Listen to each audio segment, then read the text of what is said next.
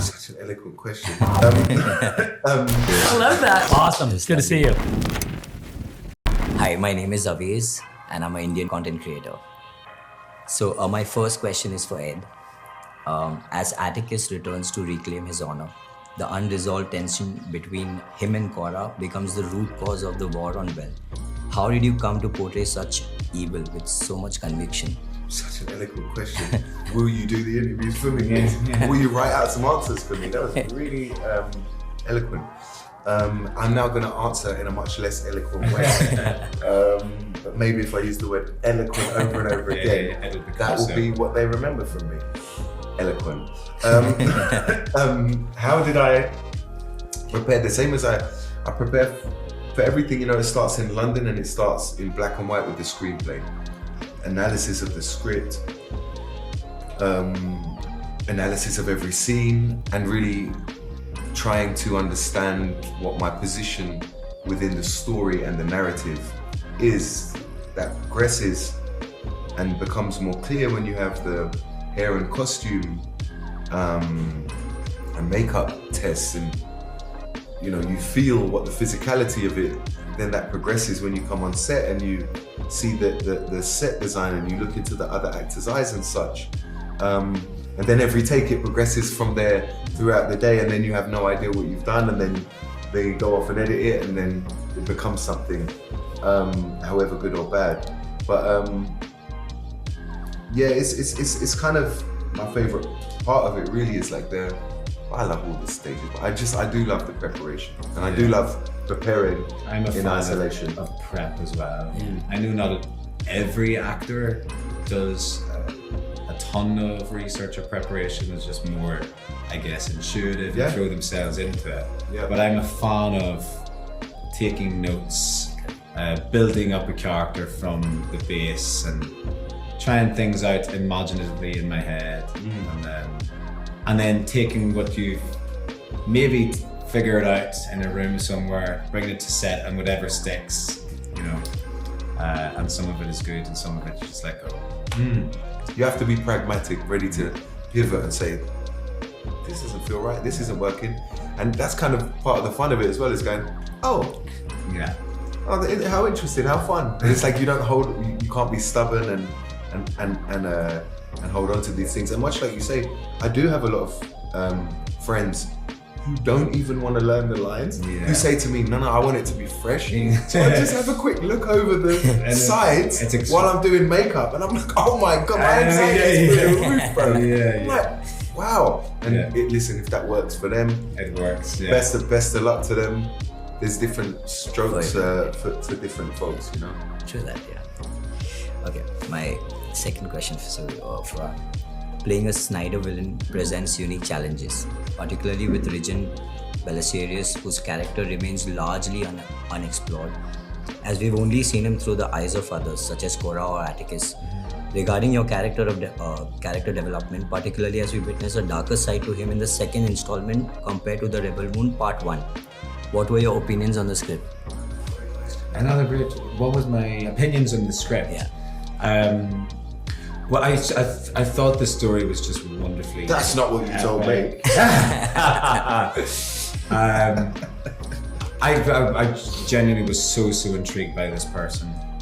I had a really long chat with Zack in an initial Zoom, and he told me the fully fledged version of this character from his childhood growing up in a planet as yet undisclosed, and working his way up largely as a manipulator, like a bit of a con man, to eventually get onto, to be a soldier for the Imperium, and then from there to work his way into the Senate, and from there to work his way to now being the most powerful person in the universe.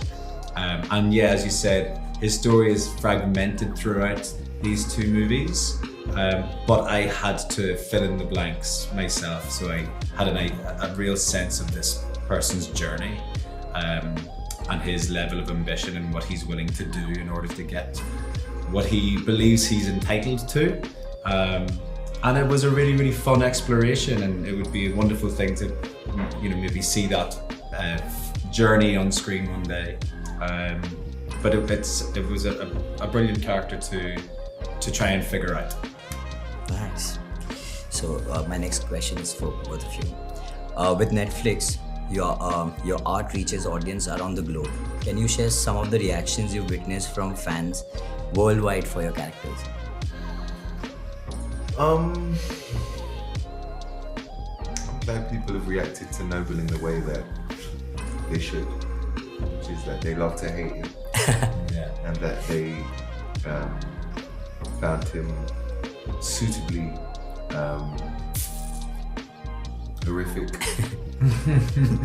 That was truly the intention. Yeah. And yes, it's always great when people love your character.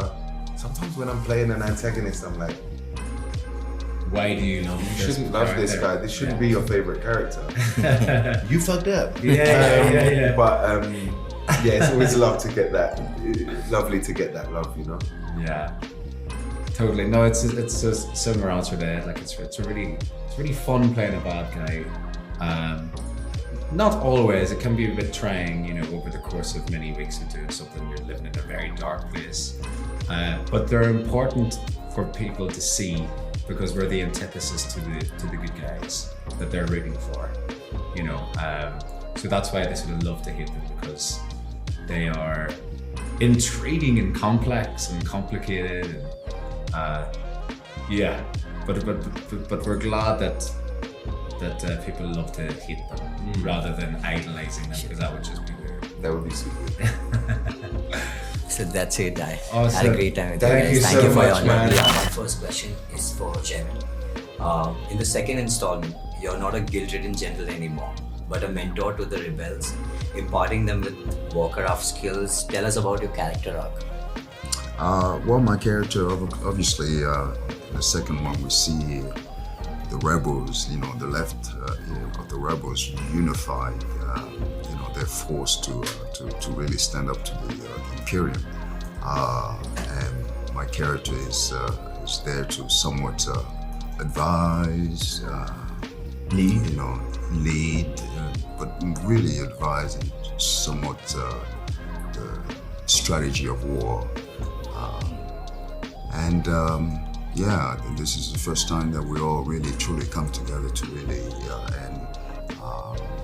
trying to redeem our past and really see one another as a teammate, as a who's looking at your back, who's so all that was I think we sort of like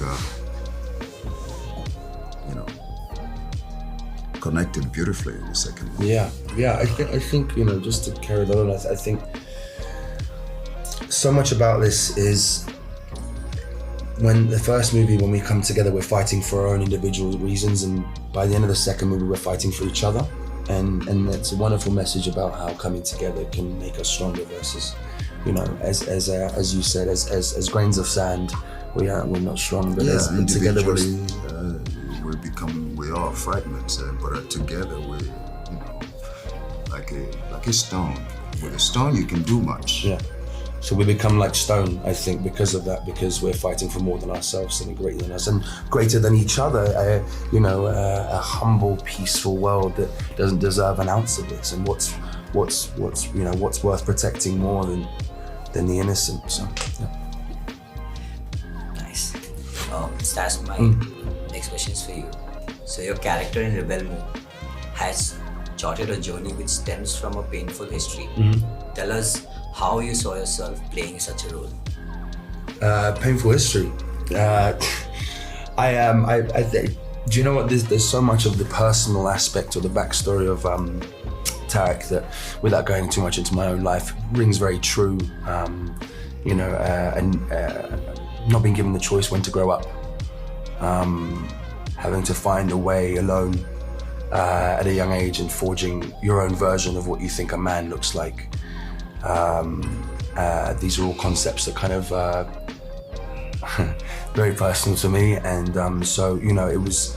I think for me, what was important is when you're playing these larger than life or heightened or otherworldly characters, to remember that you're still playing the human being, the soul. And I think the personal attachment made it not easy for me, but it gave me not easy at all, but it gave me the tools or the well to draw from to create the painful or the backstory that you were referring to. Nice.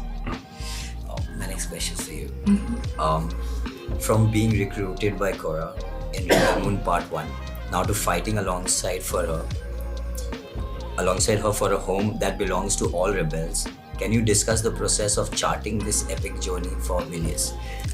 Oh my God. I mean, so much of it was just informed by showing up on set every day and my own journey as an actor, you know, working out with our trainer or with the stunt guys, or, you know, hanging out on set, learning how things are done there, you know. And I think that's so much of what Milius is going through, you know, being thrown into this new situation and then just being like, okay, how do I do this to the best of my abilities? How do I show up for everyone else? So there is sort of like a parallel of experience that I had there. But yeah, I mean, we see Milius do something really amazing by the end of the second part. So it was a cool journey to take with them, and sort of the whole time having that excitement of like, how am I gonna get there? How am I gonna physically do these stunts? Yeah. Nice. That's it. I love that. Okay. No, Mic drop. we all just become instrumental part of Rebel Moon. Yes, yes. We've all become a part of something, you know, truly wonderful. I think personally, I can speak impersonally for all of them. You know, we were very lucky to have the cast we had and the memories we had, and pushing ourselves in such a way, I think, was informative for all of us. So, and this was quite a different way of filmmaking. Right? Yeah, I mean, 100%. I've never shot a film back to back. No, I remember that 8 months of 15, 16 hour days, 110 degrees Fahrenheit, not being allowed to eat what we really want to, and constantly evolving and having to adapt on the day to, you know, there's something about, I think that the reason we all get so close is we're forced to be away from the people that we love, and then forced to go through something that, you know, doesn't make human sense in many ways. You know, we're doing 70, 80, 90 hour weeks, but we're also doing something we're all really fucking passionate about.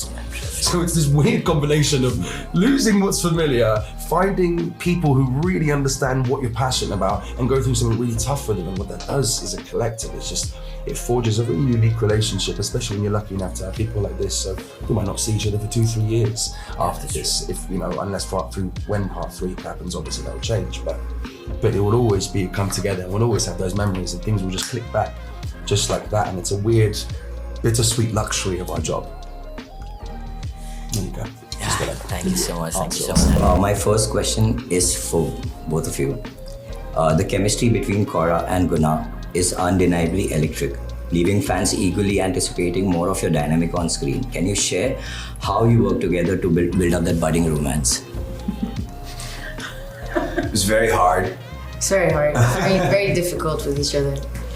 What did we do? I think we just. I think we didn't do anything. It was very easy. It came very natural. Yeah, we talked about what we wanted to do when we wanted. I think it was never like, I don't know. It felt very easy and very flowy. And we're very grateful for that, because it can be very hard. Yeah. But it came very natural. But we communicated very well. Okay. Yeah. All right. So my second question is for Sophia. As Korra, you have captured the hearts and imagination of many. Tell us, do you get recognized often on the street as Korra? Oh, not yet. No, not really. I think people do. I mean, I don't know why, but I do sort of, I don't know, maybe I wear too many hoodies. But I don't feel like I get a lot of, which I'm happy about. Okay. Yeah. I guess my question's for Mikhail. This is the second time that you will be working with Zack Snyder as part of the Snyderverse on Netflix.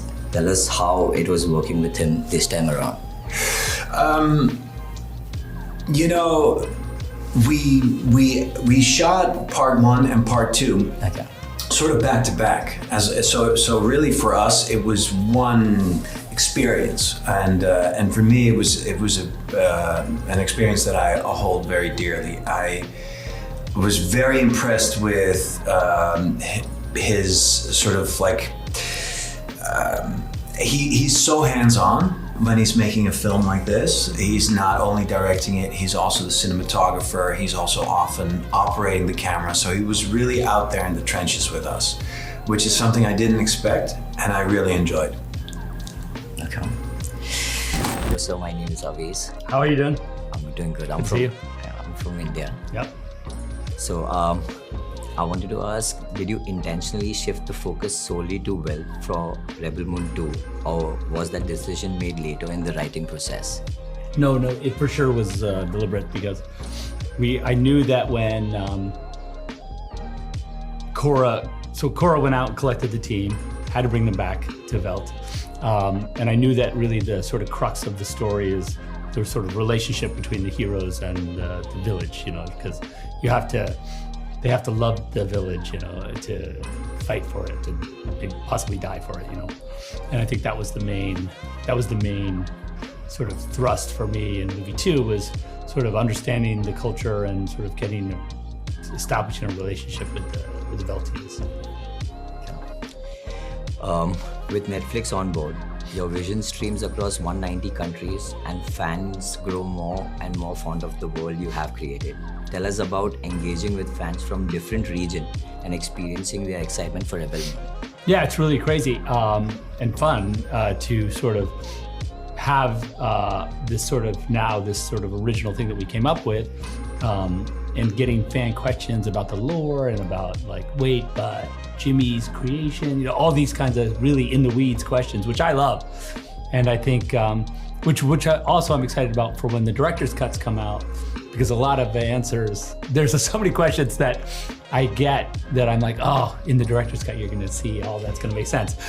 Because, and I love it, but we did,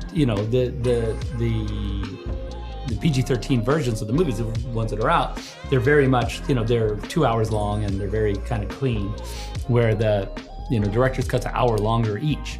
And so it's a lot more detail and, the world is a little more filled out. So it'll be exciting for people who have questions to see those versions and be like, oh, I see, that's where Jimmy comes from. That's why, things like that. Nice. So as a director, were there any specific notes which you shared with your actors to bring alive the characters on screen, especially since the second part is much more emotional? Yeah, I think that the sort of, there's the scene where everyone's, they're in the longhouse and they get the banners from Sam, and, they all she kind of talks about how the villagers sort of see the heroes. And I think that part for me, when we were talking about how to do it, really surprising the actors with their banners and sort of the way Sam's description of them and stuff like that. I think that was fun, in the first rehearsals, to see them reacting to the banners, the images and everything like that, because it's that's where they really finally connect, deeply with the village. So yeah, I think that was really kind of the spot where, we really sort of let the reality of that scene kind of play with the actors. So yeah, that was, I think, a place where, maybe things that weren't in the script kind of landed on them, and kind of, you see that in their reactions and stuff. That's it. Thank you so much. Awesome. It's good to see you.